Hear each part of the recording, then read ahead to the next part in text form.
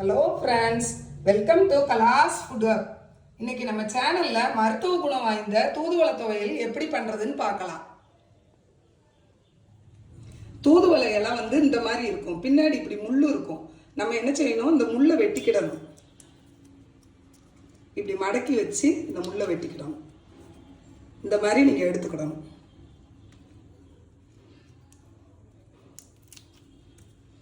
தூதுவளை இலை வேலி ஓரங்கள்ல இருக்கும்.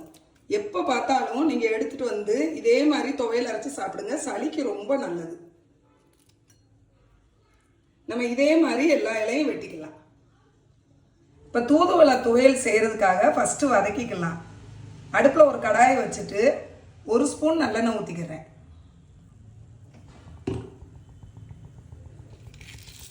இந்த ஸ்பூன்ட்டு 2 ஸ்பூன் உளுந்தம்பருப்பு.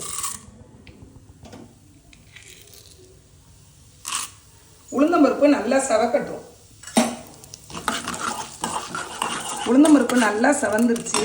இப்போ 2 வத்தல் போட்டுக்கலாம். 2 பூடு, கருவேப்பிலை கொஞ்சம் போட்டுக்கலாம்.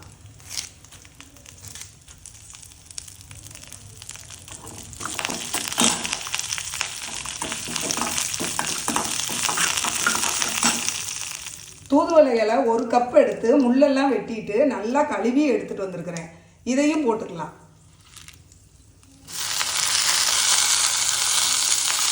சிம்ல வச்சு ஒரு 2 நிமிஷம் வதக்கிக்கலாம். இந்த அளவு தூதுவளை இலை வதங்கினா போதும். இப்போ புளி இந்த அளவு போட்டுக்கலாம்.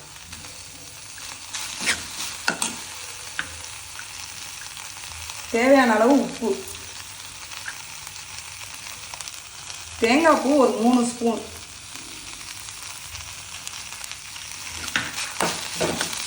தேங்காய் பூ போட்டுட்டு ரொம்ப நேரம் அடுப்பை எரிய விடக்கூடாது. இப்போ அடுப்பை அமர்த்திடலாம்.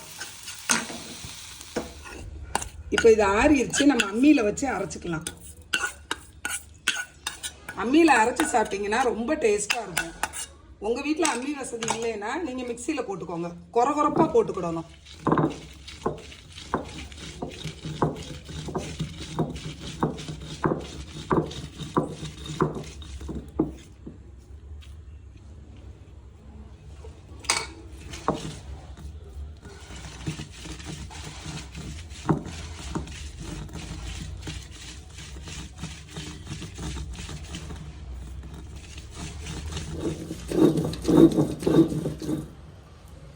இந்த அளவு அரைச்சா போதும். லைட்டாக கொரகொரப்பாக தான் இருக்கணும் துவையல். நம்ம எடுத்து வச்சுக்கலாம். இப்போ